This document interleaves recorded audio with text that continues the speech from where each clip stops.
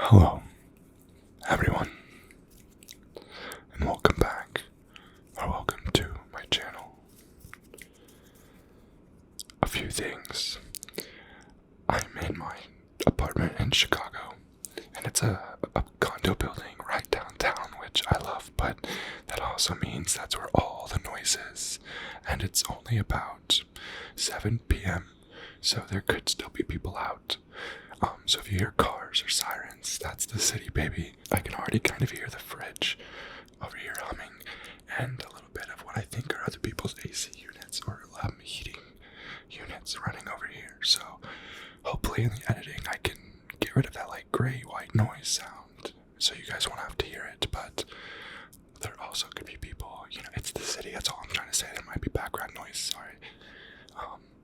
But let's get into the video, which is a very important topic for me, and it's one thing that I've been working on for a long time now, especially within the last year since I've been reading about it. And it is stress management, anxiety management. In particular, yep, there's a siren right there, so I apologize, but in particular, as it relates to overthinking and ruminating thoughts, and what you have control over in these situations. So that is what I'm going to do a deep dive into. So let's go ahead and get right into it. So what is overthinking? Overthinking is when you excessively analyze, evaluate, ruminate, and worry about certain things to the point where it starts affecting your mental health because you simply cannot stop. There are two main sources of anxiety that can lead to overthinking. The first is ourselves. Some of us are actually genetically predisposed to being more anxious. We may have become habitual overthinkers because it makes us feel in some way like we are tackling the problem, by thinking about it, we're solving it. But because the overthinking never ends, this doesn't happen. We may still feel like we are making some progress, which turns into a vicious cycle that can be hard to escape, and that our brain habitually returns to, which is another worry with that. The second is our environment, which has two main aspects involved. One is our immediate environment, where we spend much of our time, such as our home and office. The way these spaces have been designed can have a major impact on our anxiety level. If they are cluttered, dimly lit, or noisy, for example. The second one is the broader experiences we have in our socio-cultural setting throughout our interactions with the world and our day-to-day. An example of this, it's racism, sexism, or homophobia. So some of the negative consequences to overthinking we touched on briefly, but they can have physical, mental, and even social harms that can become long-term issues and lead to health concerns such as a racing heart, dizziness, feeling of fatigue, irritability, nervousness, headache, and muscle tension. There are, however, very simple and effective tools and tips for that, so I wanted to share some of them with you. One that we have all heard about, but likely overlook, is journaling. When we overthink, we have tons of different thoughts swirling in our mind, which can feel overwhelming. But when we write them down, by writing these thoughts down systematically, we can analyze them and evaluate whether these thoughts are merited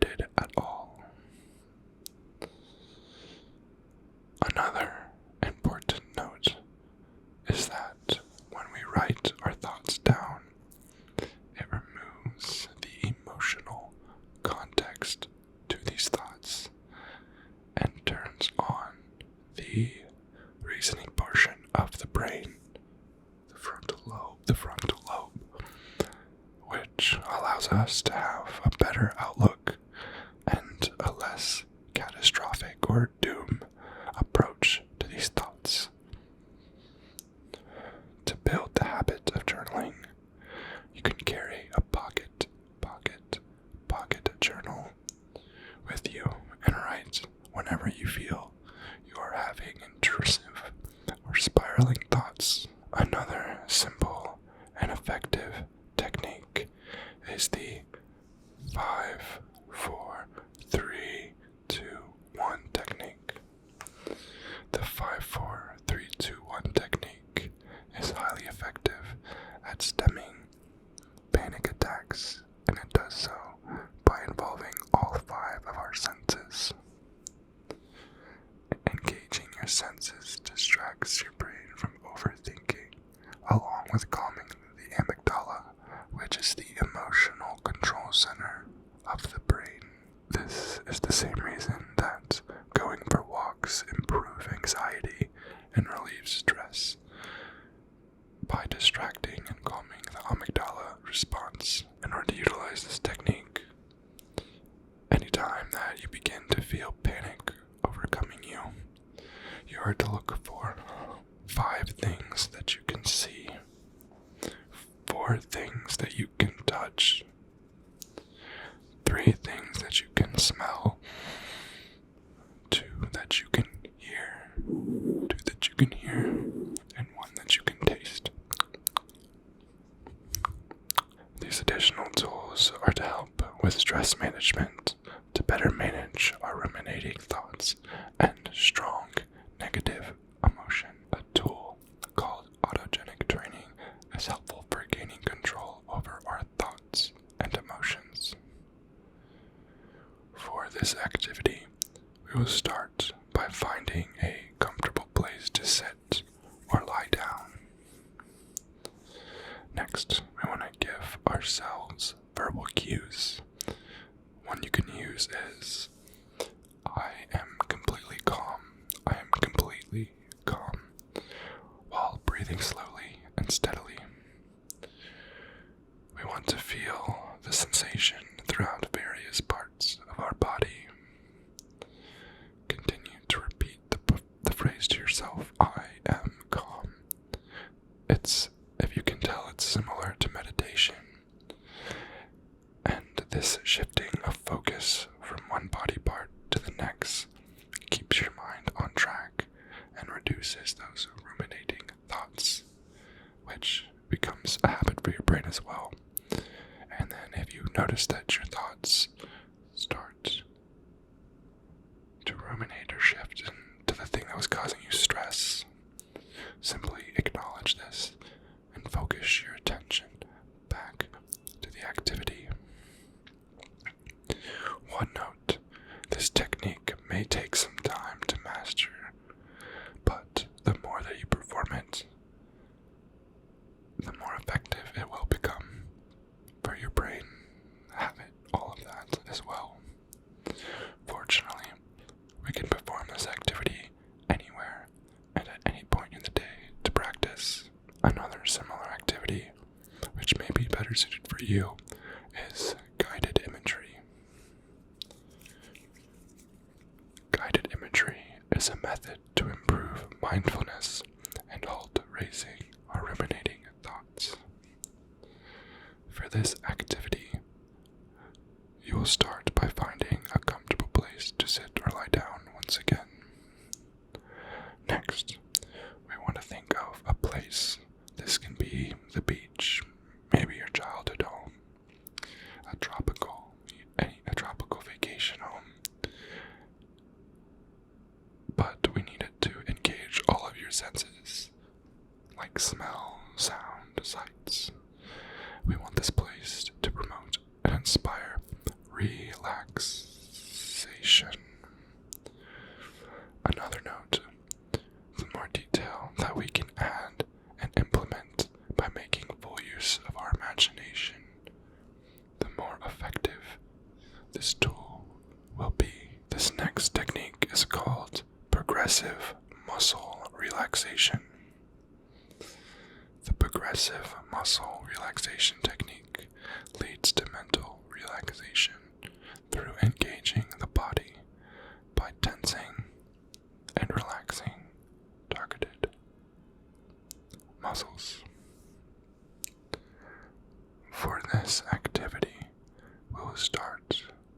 once again finding a comfortable place to sit or lie down.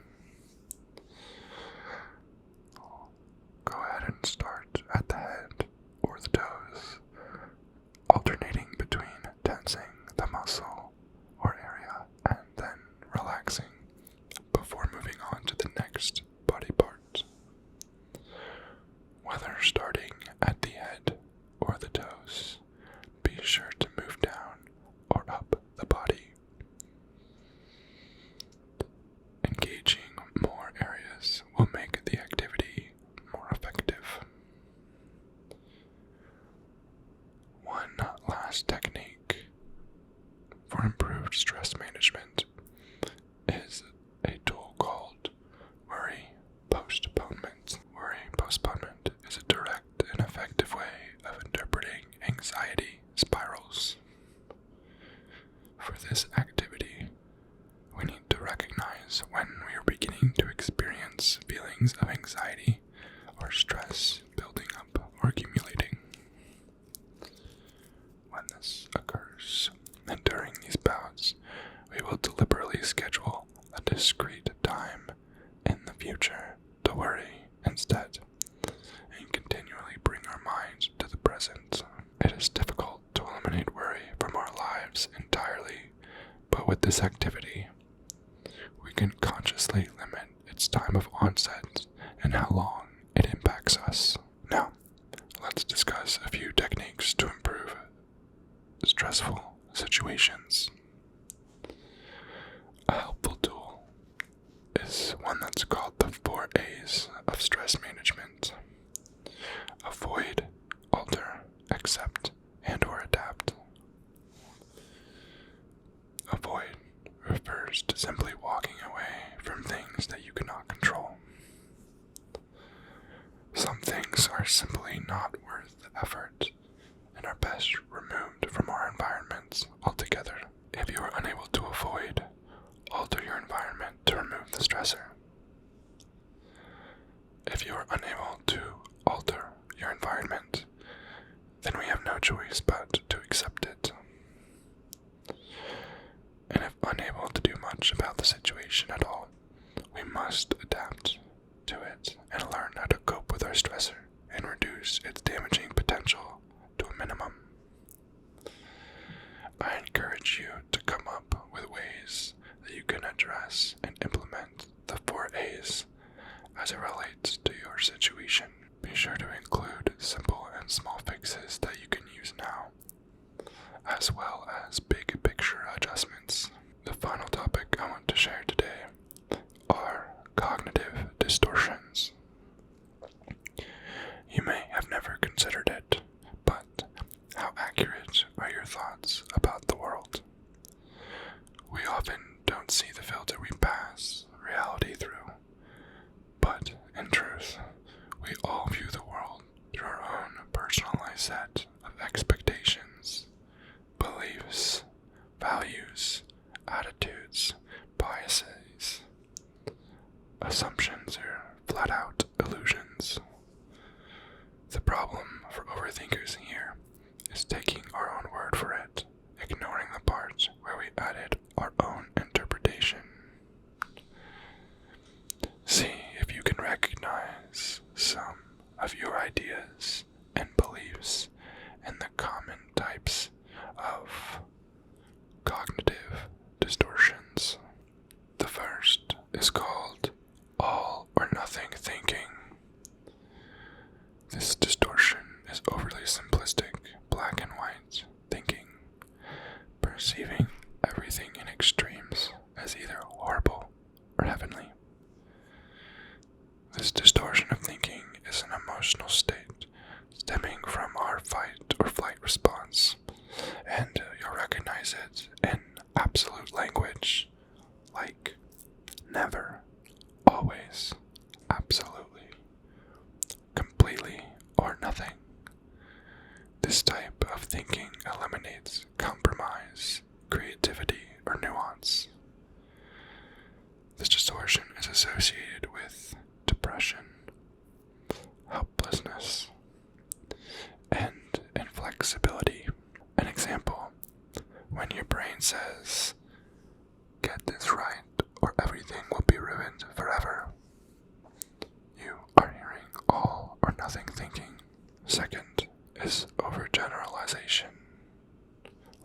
all or nothing thinking, in which we make sweeping, all-encompassing statements using very little data. For example, all people are like this, or this happens all the time, when only one person was like that, and the thing literally happened one time. Overgeneralization increases anxiety, ups the stakes, and makes perfectionist feelings more pronounced. As a note, a study completed found a predictable pattern of cognitive distortions in those suffering from social anxiety, and one of the most recognizable patterns was overgeneralization. Third is personalization. This distortion presents when we take things personally. Personalization occurs when we assume that we are to blame for situations that are in reality outside of our control, or assume some meaningful connection between random events that occurred and tie that back to who we are as a person, creating anxiety and worry out of thin air. An example of this: someone spills a drink on us at a bar, and we automatically assume that individual has a personal vendetta against us. Or when we see a close friend in a bad mood and immediately assume that we are the cause, despite any evidence. The fourth cognitive distortion is internalizing or externalizing. This distortion is related to how we explain external events.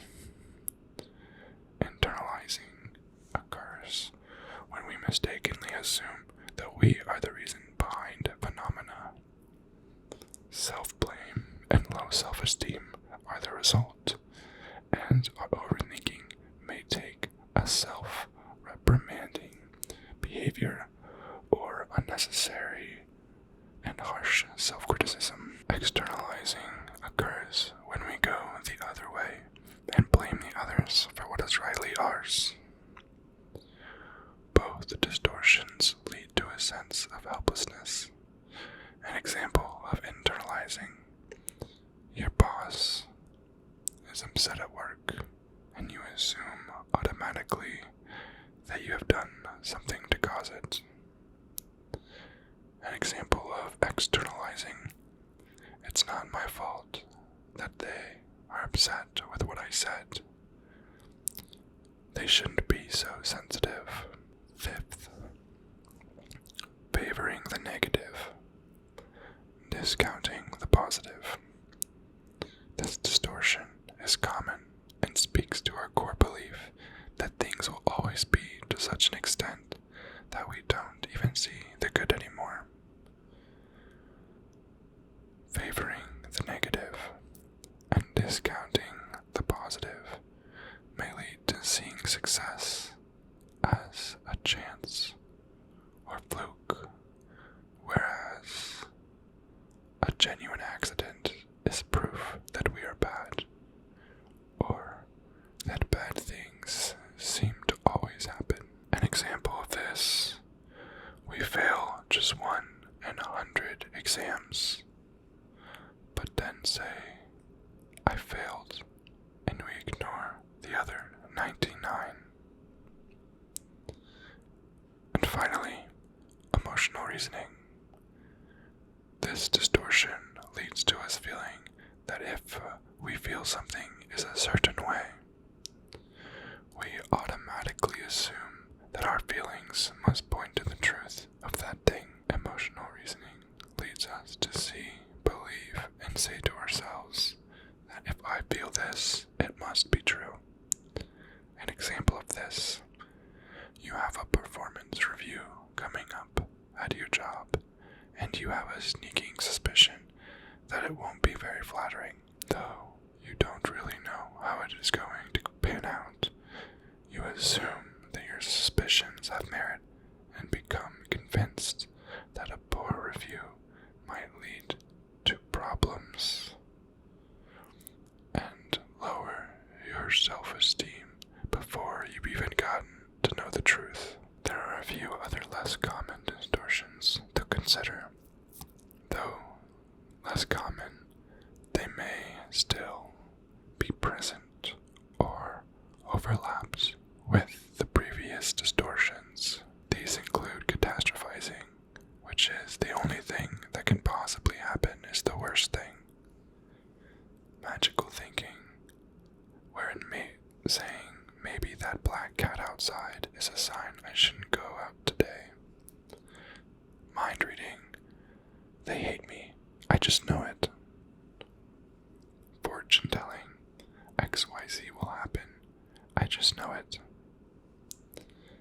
And outdated thinking, someone with 2 PhDs still behaving as though they were an ignorant 5-year-old. I hope that you are able to consider these common cognitive distortions and how they may be impacting your view and perception of your day-to-day life. And hopefully, with the use of some of the tips and tools I provided you, you will be able to manage your stressors, recognize triggers, and respond with the best technique that fits your need or situation.